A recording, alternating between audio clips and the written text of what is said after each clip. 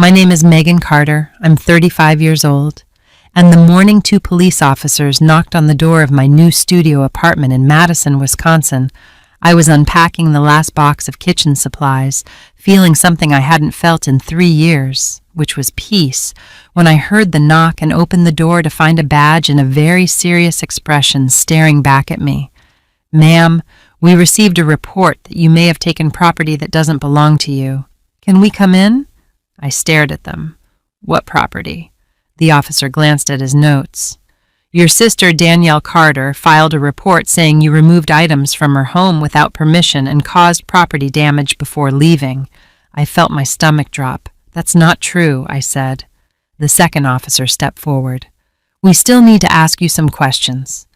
I let them in, my hands shaking, trying to figure out how moving out of my sister's house with my own belongings had turned into a police matter.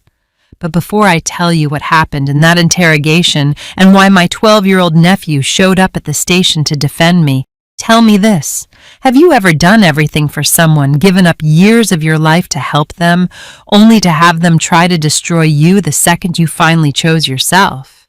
I need you to understand how I ended up in that apartment. Because this wasn't about one fight or one decision.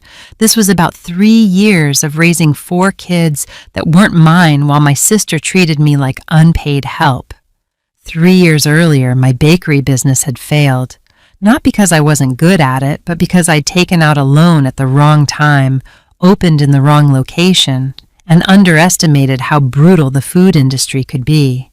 By the time I closed the doors, I was 32, broke, and living with a friend who was kind enough to let me crash on her couch, but made it clear it couldn't be permanent. That's when my sister Danielle called. She lived in a suburb outside Madison with her husband Greg and their 4 kids. Ethan was 12, Lily was 9. The twins, Sophie and Mason, were 6. Danielle was pregnant with her 4th when I moved in. She just had the twins and was overwhelmed, exhausted, and, as she put it, desperate for help. "I can't do this alone," she said over the phone. "Greg works all the time. The kids are out of control. I need someone here who actually cares." I hesitated. "How long are we talking?" "Just until I get back on my feet," she said. "A few months, maybe 6. I should have known better, but I didn't have anywhere else to go. So I moved into Danielle's house with 1 suitcase, a laptop, and the last shreds of my self-respect. The first few weeks were fine. I helped with the kids, I cooked dinners, I did laundry.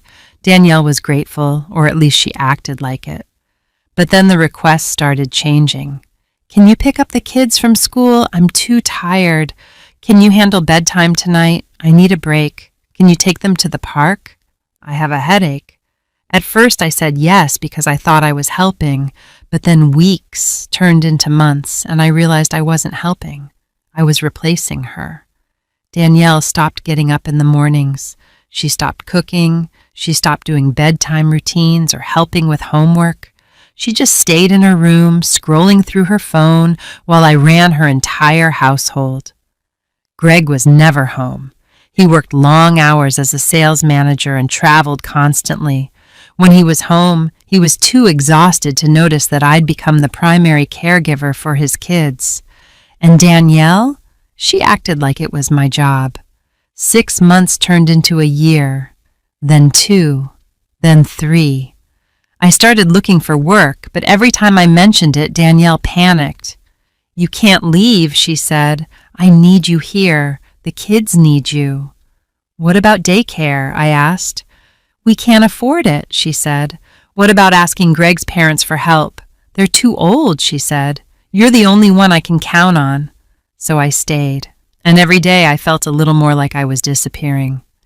Then 4 months ago, Danielle announced she was pregnant again.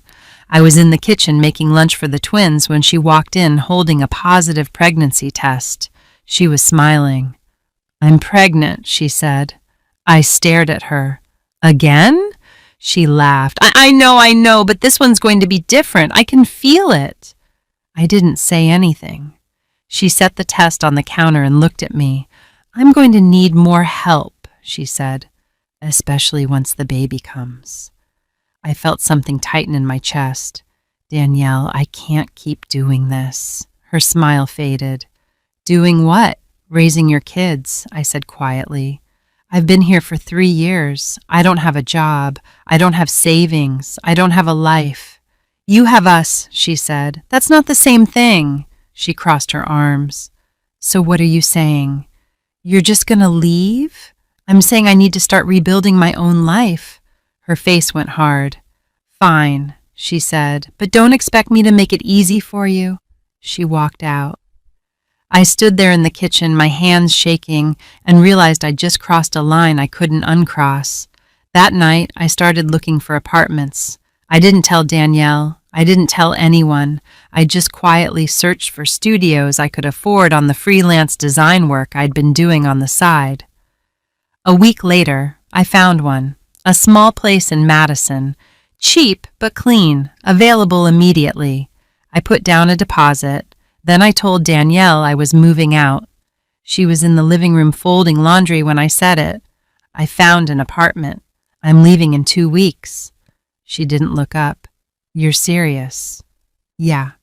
She set down the shirt she was holding and looked at me. You're really going to abandon us? I'm not abandoning you, I said. I'm moving out. There's a difference. Not to me, she said. Danielle, you have 4 kids and a husband. You'll be fine. I won't, she said, and neither will the kids. Then maybe you should start being their mom again. Her face went red. I am their mom. Then act like it, I said. She stood up. Get out. I'm leaving in 2 weeks. Get out now. I stared at her. Then I turned and walked upstairs to pack. The next 2 weeks were hell. Danielle stopped speaking to me. She told the kids I was leaving because I didn't love them anymore. She made sure I heard her crying on the phone to our mother, telling her I was selfish and ungrateful. I ignored it. I packed my things. I coordinated with the landlord. I kept my head down and counted the days. On the day I moved out, Ethan helped me carry boxes to my car. He was quiet, almost sad. When we finished, he looked at me. Are you really not coming back? I'm not, I said. But you can call me any time, okay? He nodded. Then he hugged me. I miss you already, he said. I felt my throat tighten. I miss you too, buddy. Danielle watched from the porch, arms crossed, her face blank. I didn't say goodbye to her. I just got in my car and drove away. 2 days later, the police knocked on my door. I sat in my apartment with the 2 officers and explained everything. I lived with my sister for 3 years helping with her kids. When I told her I was moving out, she got angry. I didn't take anything that wasn't mine. I didn't damage anything. The first officer made notes. Your sister says you took kitchen appliances, bedding, and damaged a wall. I brought those appliances with me when I moved in, I said. And I didn't damage any walls. Can you prove that? I pulled out my phone and showed them photos I'd taken the day I moved in. Photos of my boxes, photos of the kitchen items I'd brought, photos of the bedroom I'd stayed in, showing the walls were already scuffed. The second officer looked at the photos, then at his partner. This doesn't match the report. I know, I said. They asked a few more questions. Then they stood up. We'll follow up with your sister, the first officer said. If the claims don't hold up, we'll close the case. After they left, I sat on my couch and stared at the wall. Danielle had called the cops on me, not because I'd stolen anything, but because I'd left. That night I got a call from an unknown number. I almost didn't answer, but I did. It was Ethan. His voice was quiet. Aunt Megan? Yeah, buddy. What's wrong? Mom's telling people you stole stuff, but I know you didn't. I closed my eyes. Thanks, Ethan. He paused. Then he said, I told the police she was lying. My stomach dropped. You what? I told them, he said. They came to the house and asked me questions. I told them you didn't take anything that wasn't yours. And I told them about the wall. It was already like that. I felt tears sting my eyes. Ethan, you didn't have to do that. Yes, I did, he said, because it's not fair. You helped us for 3 years and she's trying to make you look bad. I didn't know what to say, he continued. She's mad because you left, but you had to. I get it. Thank you, I said quietly. We talked for a few more minutes, then he had to go. After we hung up, I sat in the silence of my apartment and realized something. I'd spent 3 years trying to hold Danielle's life together, and the second I stopped, she tried to destroy mine. But she hadn't counted on one thing, her own son telling the truth. The next morning I got a call from the police department, the officer from the day before. "Ms. Carter, we've closed the case. The claims were unfounded. You're clear." I felt relief wash over me. "Thank you." He paused. "For what it's worth, your nephew is very clear about what happened. He's a good kid." "He is," I said. After I hung up, I sat on my couch and let myself cry. Not because I was sad, because I was free. The week after the police case closed, I didn't hear from Danielle. No calls, no texts, no apologies, just silence. I told myself that was fine, that I didn't need closure, that moving on meant leaving her behind. But then, 2 weeks later, my mother called. I saw her name on my screen and almost didn't answer. But I knew if I didn't, she'd just keep calling. "Hello?" "Megan," she said, her voice tight. "We need to talk about your sister." I leaned back against my couch. "What about her?" "She's not doing well. She's overwhelmed. The kids are out of control. And she's pregnant, Megan. She needs help." I closed my eyes. "Mom, I helped her for 3 years. I know, but..." And she called the cops on me when I left. My mother was quiet for a second. Then she said, "She was emotional. She didn't mean it. She told the police I stole from her. She was upset," my mother said. "You have to understand she's under a lot of stress." "So was I said. "For 3 years." My mother sighed.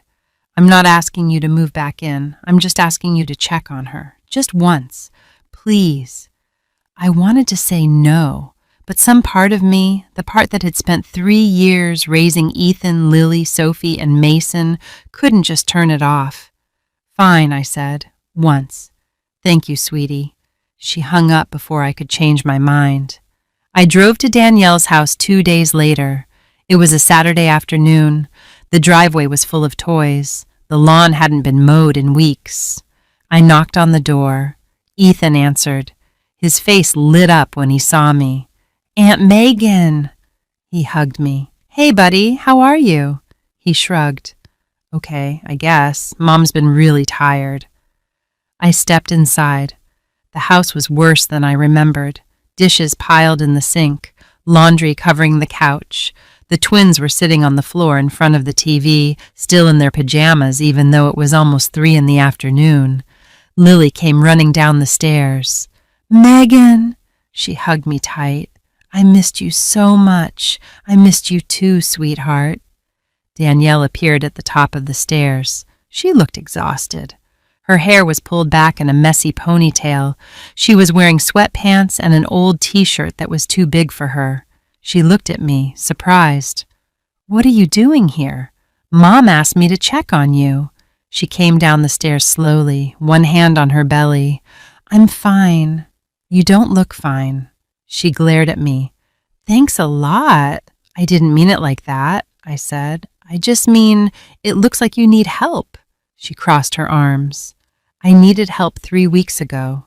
You left. I left because you expected me to raise your kids forever." She didn't say anything. Ethan looked between us, then quietly took Lily and the twins into the other room. Danielle sat down on the couch. "I'm drowning," she said finally. I sat down across from her. "Where's Greg?" "Working. He's always working. Can't he take time off?" She laughed bitterly. "He says we need the money, especially now, for the baby." She nodded. I looked around the house. "What if you hired help? A babysitter, a cleaning service, something." "We can't afford it," she said. "Then maybe Greg needs to be home more." She looked at me, her eyes filling with tears. "I don't know what to do, Megan. I can't do this by myself." I felt something twist in my chest. "Then you need to ask for help. Real help, not just from me." She wiped her eyes. "You're the only one who actually helps." "That's not true," I said. "You just don't ask anyone else, because it's easier to guilt me into doing it." She looked away. We sat in silence for a moment, then I said, I'll help you find resources, daycare options, after-school programs, maybe a mother's helper a few days a week. She looked at me. You're not coming back? No, I said, I'm not. Her face hardened. Then don't bother. Danielle, if you're not going to actually help, then just leave. I stood up. I came here because Mom asked me to. But you're right, I should go. I walked toward the door. Ethan appeared in the hallway. Are you leaving again? I knelt down and hugged him. Yeah, buddy. But you can still call me anytime. He nodded, but I could see the disappointment in his eyes. I drove home feeling worse than I had before I went. 2 weeks later, I got a call from Greg. That was surprising. Greg never called me. Megan, he said, I need to talk to you. Okay, Danielle's in the hospital. My stomach dropped. What happened? She had some complications with the pregnancy, high blood pressure. They're keeping her for observation. Is she okay? She will be, he said. But I can't take time off work right now. We have bills, the mortgage. I'm trying to keep us afloat. I didn't say anything. He continued, the kids need someone, just for a few days, until she's home. Greg, please, Megan. I know things have been rough between you two, but they're asking for you, especially Ethan. I closed my eyes. How long? 3 days, maybe 4. And then what? Then we'll figure it out, he said. I wanted to say no, but I couldn't. Fine, I said. 3 days. When I got to the house, the kids were sitting quietly in the living room. Ethan had clearly been trying to hold things together. There were dishes in the sink, but the living room was picked up. The twins were clean and dressed. He looked at me when I walked in. Thanks for coming. Of course, I said. That night I made dinner, I helped with homework, I got the twins ready for bed, and I realized how much I'd missed them. Not the exhaustion, not the lack of boundaries, but them. The next morning I took them to school, then I went to the hospital to see Danielle. She was sitting up in bed, hooked up to monitors. She looked pale. Hey, I said. She looked at me. Greg told me you're staying with the kids. Yeah, just until you're home. She nodded. Thank you. We sat in awkward silence for a moment. Then she said, I'm sorry. I looked at her. For what? For calling the cops? For saying you stole stuff? She paused. For everything. I didn't know what to say. She continued. I was so angry when you left. I felt abandoned. But you were right. I was using you. And I didn't even realize it. I sat down in the chair next to her bed. I needed to leave, Danielle. I was losing myself. I know, she said quietly. We talked for a while longer. She told me how scared she was about the pregnancy, about how overwhelmed she felt, about how she and Greg barely talked anymore. And for the first time in years, I saw my sister, not the version of her that demanded everything from me, but the person underneath who was struggling and didn't know how to ask for help the right way. When I left the hospital that afternoon, I felt something shift. Not forgiveness, not yet, but understanding. Over the next 3 days, I stayed with the kids. I kept the house running. I made sure everyone was fed and safe. But I also did something different. I set boundaries. When Greg came home, I told him I needed to leave by 6 every night to get back to my own apartment and my freelance work. He nodded. That's fair. When Danielle came home from the hospital 2 days later, I sat her down. I'll help you transition, I said, but I'm not moving back in. And I'm not quitting my job. She looked at me. Okay, and you need to start asking Greg for help. Real help, not just financial support. She nodded. I mean it, Danielle. You can't do this alone.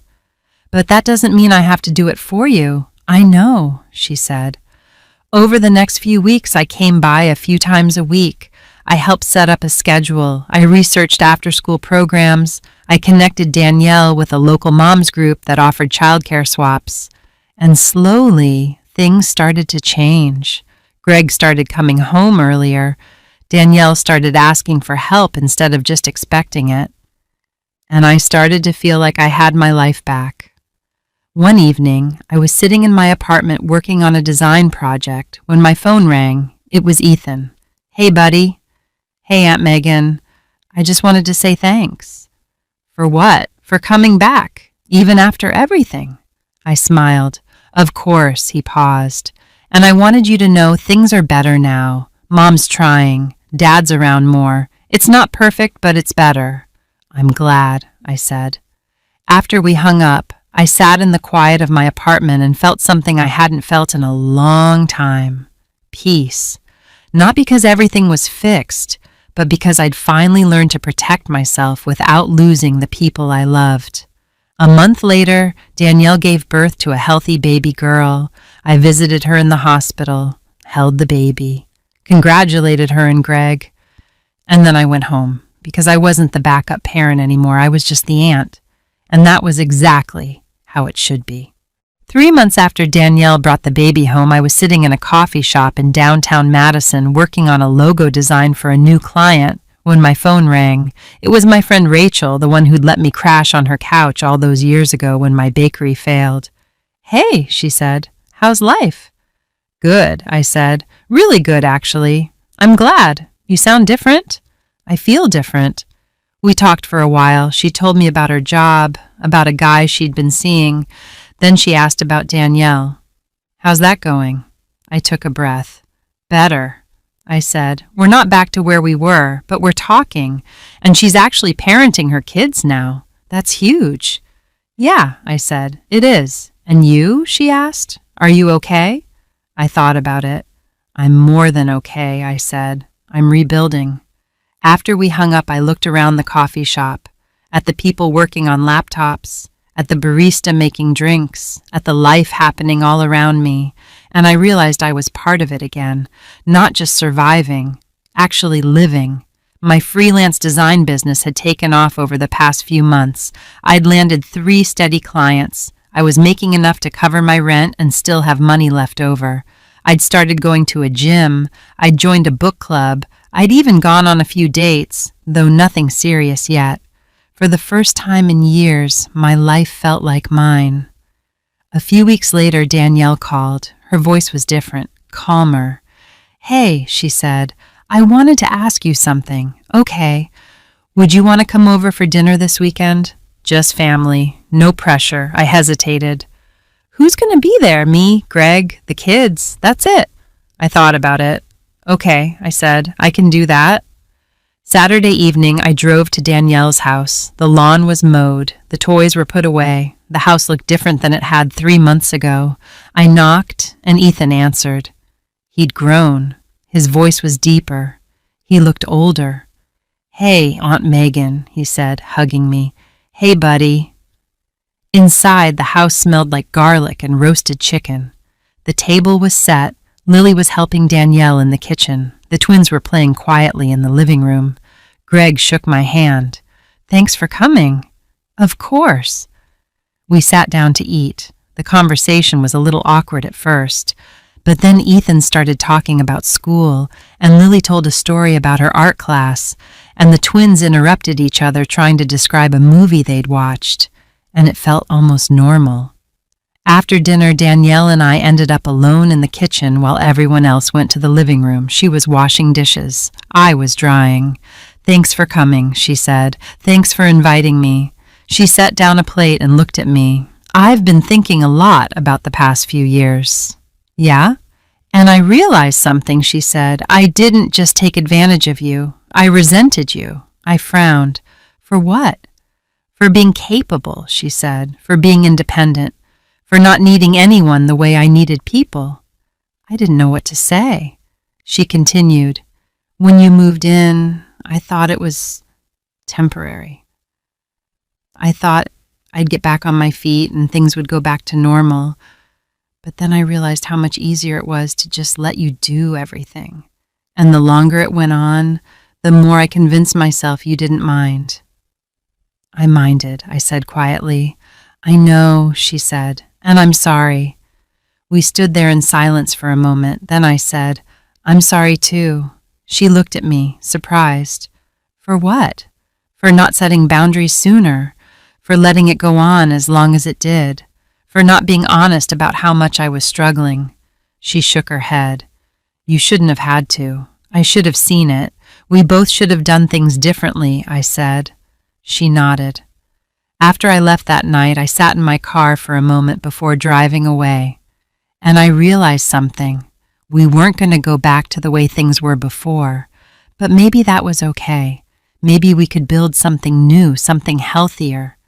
A few months later, I got an email from a design firm in Milwaukee. They'd seen my portfolio online and wanted to interview me for a position. It was a good job, full-time, benefits, a real salary. I almost turned it down out of habit, out of fear that leaving Madison would mean abandoning the fragile progress Danielle and I had made. But then I realized something. My life didn't revolve around her anymore. I could make decisions based on what was best for me. So I went to the interview. And I got the job. When I told Danielle, she was quiet for a moment. Then she said, "That's really great, Megan. I'm happy for you. You sure?" "Yeah," she said. "You deserve this. The kids are going to miss you." "I'll visit," I said, "and they can call me any time." She smiled. "I know." I moved to Milwaukee a month later. It was only an hour and a half away, close enough to visit but far enough to feel like a fresh start. The job was everything I'd hoped for. Challenging, creative, collaborative, and for the first time in years, I felt like I was building something that couldn't be taken away. I visited Danielle and the kids once a month, sometimes more.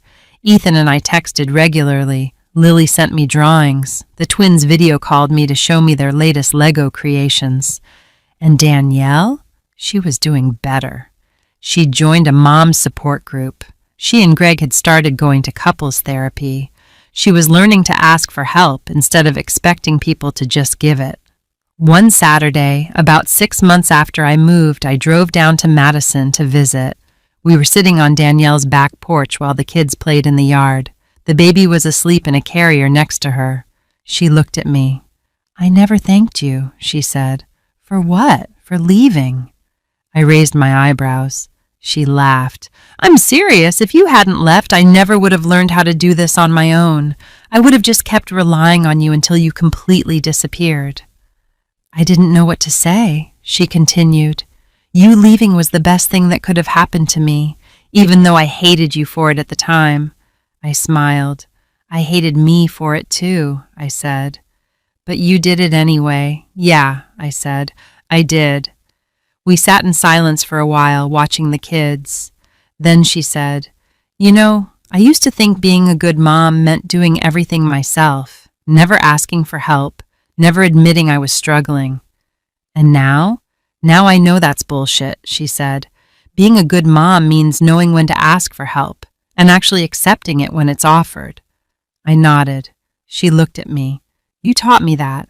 "I didn't feel like I taught you anything," I said. "I just finally chose myself." "Exactly," she said. That evening, as I was getting ready to leave, Ethan walked me to my car. He was almost as tall as me now. "Thanks for coming," he said. "Of course." He hesitated. Then he said, "I'm really proud of you, Aunt Megan." I looked at him, surprised. "For what?" "For leaving. For getting your own life. For showing me that it's okay to put yourself first sometimes." I felt my throat tighten. "Thanks, buddy. That means a lot." He hugged me. And as I drove back to Milwaukee that night, I thought about everything that had happened over the past 3 years. The exhaustion, the resentment, the police showing up at my door, the slow, painful process of rebuilding. And I realized something. I didn't regret helping my sister. I regretted losing myself in the process. But I'd found myself again, and that was worth everything. Here's what I learned from all of this. Your family doesn't get to take your entire life just because they need help. They don't get to treat you like unpaid labor and then act betrayed when you finally set boundaries. And you don't owe them your future just because you share a last name. Some people will call that selfish. Some people will say family means sacrifice, that you should give until there's nothing left. But those people aren't the ones who spent 3 years raising someone else's children while their own dreams sat in boxes gathering dust. So, if you're listening to this and you've ever felt guilty for choosing yourself, If you've ever been the person everyone leans on until you can't stand up anymore, I want you to know something. You're allowed to leave. You're allowed to say no. You're allowed to build a life that doesn't revolve around fixing everyone else's problems. And you're allowed to come back only when the relationship is healthy enough to hold both of you, because love without boundaries isn't love. It's just exhaustion dressed up as duty. And you deserve better than that. From my point of view, this story is a reminder that helping people and losing yourself aren't the same thing. Real family doesn't demand everything from you and give nothing back. And sometimes the most loving thing you can do, both for yourself and for them, is to step away and let them learn to stand on their own. So I'll ask you this. Have you ever given so much of yourself to someone that you disappeared? And if so, how did you find the strength to come back? If this story meant something to you, if it reminded you that your life is worth protecting, I'd be grateful if you'd subscribe. There are more stories like this, stories about people who chose themselves without losing their hearts. And I'd love to share them with you.